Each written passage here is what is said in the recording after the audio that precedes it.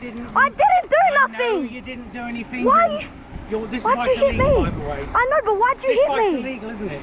You ran in front of my car. I'm sorry. No, I'm sorry. Your friend with the blue, Howard. Nice to meet you. Yes, nice to meet you too. Ah, shit. Pick this up, okay? Yeah. Yeah, I'll pick up my bike. Okay. Right, now, first of all, understand this bike's completely illegal. Shit. Can you fix my handlebars? There you go. Fuck hell, that hurt. This bike is completely illegal, first of all. Yeah. Sorry? I know he is, yeah. They're ringing my doorbell every day. No, I didn't do it. I wasn't here. Police here yesterday. See the gang over there? The guy with the blue hat on's on my camera just rang the doorbell.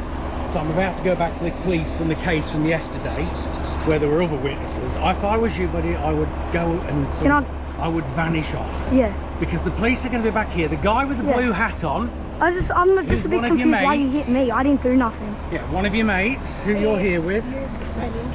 Yeah, he was in front. I have it on film. No, I saw you zoom up on me. I have it on film. We saw that. I have it on film. I have it on film.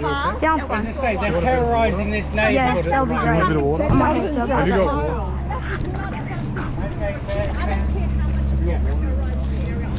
It's okay if you don't. It's just fuck my hands. Yeah. He did. Well, I wasn't. I'm not trying to. I don't know what you're doing. I can't stop with it. Every single day, we've got kids coming from that. I took it to the police yesterday. They've asked us to report. Yeah, but how do you know that it was me? I didn't do nothing. I'm just riding around and I get hit. You're on the camera outside. Yeah, but how is it me? How is it me? I moved all the cameras after yesterday. Yes, but how is it me then? It wasn't you that rang that. Why'd you hit me then? Because that doesn't give you the right to hit me. Okay. You fucking ran into me going 30, cunt. I have it on film. I'll legit take off my helmet, fucking. So I think we can all agree that's absolutely horrific. Now we have a video, well, two videos, one of the driver's response and one of the child's response. But before that, I just want to comment on the video itself. So number one, the kid is obviously in shock and panic, screaming he didn't do anything, to which the first thing the adult says after hitting the child with his car is, "I know you didn't do anything," maybe sarcastically, and then he proceeds to say that the bike is illegal. There's no sorry, or more importantly, are you okay? Come and sit down, and, no trying to assess the kid for injuries. The bike looks properly rammed into. He could have easily mangled that child's leg, if not worse, so the whole initial response was just weird. Then the second thing is this adult then proceeds to blame the kid for running in front of his car. And, the footage clearly shows otherwise. He ran into the kid. The kid was basically stopped. Then the adult continues to insist the bike is illegal still, while the kid is complaining his hand is really hurting. And this adult tells the kid if he were him, he would vanish off, basically telling the kid to, leave. Yeah, let's just forget that you as the adult hit a kid who could have broken bones and who knows what else. So essentially, this adult's just using intimidation and threatening that the police would come back for him and his mates, and that might get him in trouble to try to get him to leave when he knows he did wrong. I mean, I think that's pretty clear. I also checked, and in Australia it's illegal not to report an incident involving a pedestrian, and I guess especially if it's a child, even if they seem uninjured. So if he'd called the emergency services there, they'd probably have sent the police and the ambulance, as they should have, to the scene. Because especially we can't forget that when you're in shock or when you have all this adrenaline running through you, you might not even show some signs of serious injury. So it's so important to have had this kid assessed medically. He shouldn't even be moving around. And what's even weirder is this guy goes on about this bike being illegal. But let's not forget a car can be a weapon if wielded wrongly. And it's exactly what he did. So in this case, to me, the bike being illegal is irrelevant. He just used his car as a weapon here, even if it was inadvertently. Now, obviously the child doesn't seem to be an angel. He might have been involved, I guess, on knocking this guy's door on multiple occasions with his mates maybe, and he does have a bit of a foul mouth for a 12-year-old. And I did see some reports mention he might have used some racial slurs, not sure which ones. But regardless, in no way does this come even close to justifying hitting a child with a car, intimidating them, or even just having the basic decency to ensure they're okay. So obviously, the adult here is completely at fault, regardless of what this kid may or may not have done. So 7 News in Australia has a video of the driver's response to the incident. So let's hear it. I did not intend to hit him at all. I wanted to talk to him to say, stop doing this. You are harassing me.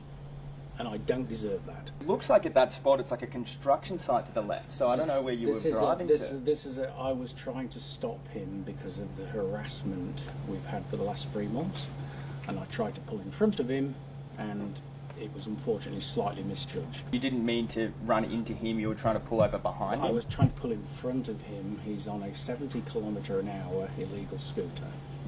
If you pull behind them, they go. Kids are kids. We were all kids. This isn't that. This got to harassment. It was multiple times per day. When you turn a car, the weight goes off of the outside wheel to the inside wheel. The car will naturally tilt. Trust me, the car isn't quick enough to go and do anything sporty like you're implying.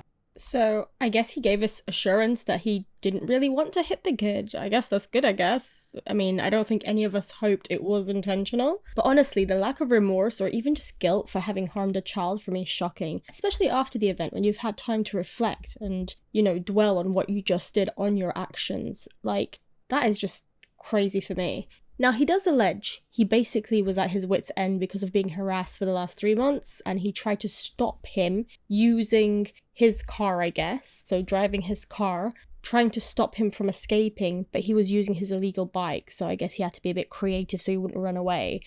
Now, I think any sane person, in retrospect especially, would agree that you should never try to use a vehicle to stop a pedestrian, especially a child.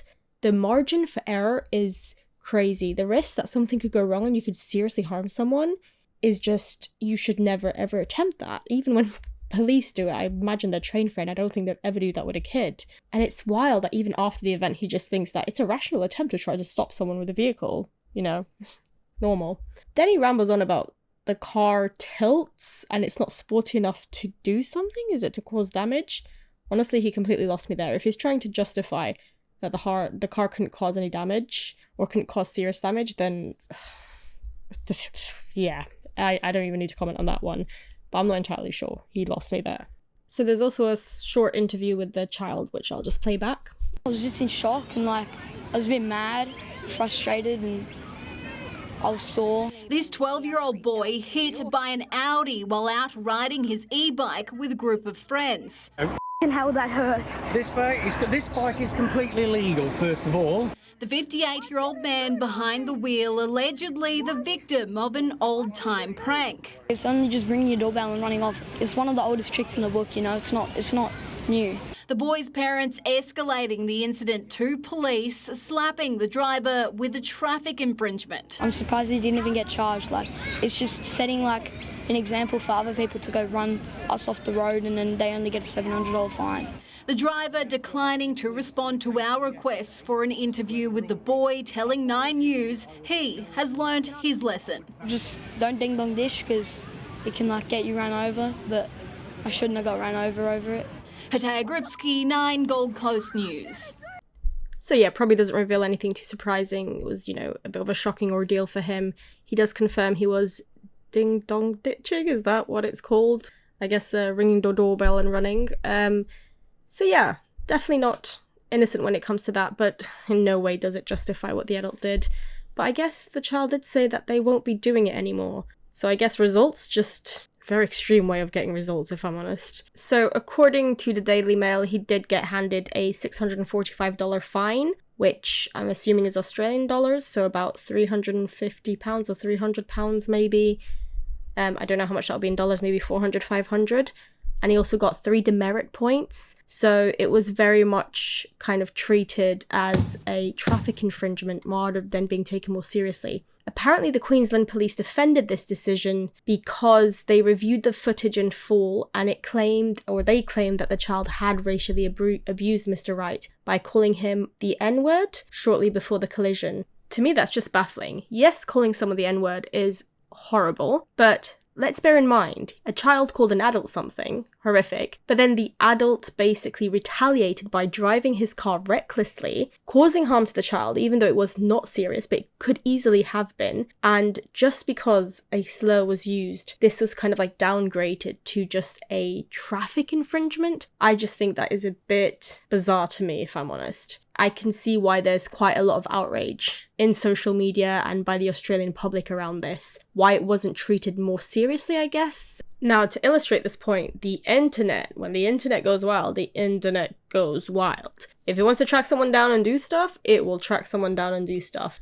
So the adult who hit the child is called Howard Wright, and he's 58 years old. He apparently owns 2 businesses in the Gold Coast. They're 2 bars, and I only reveal this information because it's very public information. It's plastered all across the news. Now, there is a TikToker named Mummy's Backup 94 who posted a video with basically just reviews of one of his restaurants called The Lounge, and they are brutal. One of them is, service is as bad as hitting a kid with your overpriced car. Another's horrified and shocked. Another is, just a question for the owner, is this the best place to get run over by his black Audi? Or should I head to Bridges Paradise Point, asking for a 12-year-old kid? Then another one is, I had a read of the menu out the front, but decided it wasn't for me and walked off. At this point, the owner got mighty offended and ran me over with his Audi in an attempted manslaughter. Then loads of 1 stars. Another one is, the owner of this business purposely ran over a 12-year-old, would not recommend. And there were a couple others, but all pretty much along the same vein. They also have a screenshot of the lounge, and it shows us temporarily closed. Now, I did go and check Google, and apparently now everything's back and open, and none of these reviews appear. Apparently or allegedly they have been deleted. Most likely the, owner reported them or may have deleted them somehow. I also did check the Instagram and Facebook for these businesses, and there's lots of angry emojis, and they've also blocked all comments. So they must have been absolutely flooded with them. Apparently his home address also got leaked to the internet and he was receiving death threats. So I think the police are also investigating that. Now, all that being said, yes, what he did was horrific. How he reacted right after the incident was terrible, not even checking if the kid's okay, not reporting it, none of it. And then even after that, with his interview, not having any moment of self-reflection was absolutely abominable. But I don't think we should be sending anyone death threats or going onto this guy's, reviews for his business and, just absolutely swatting it with terrible reviews because of what he did.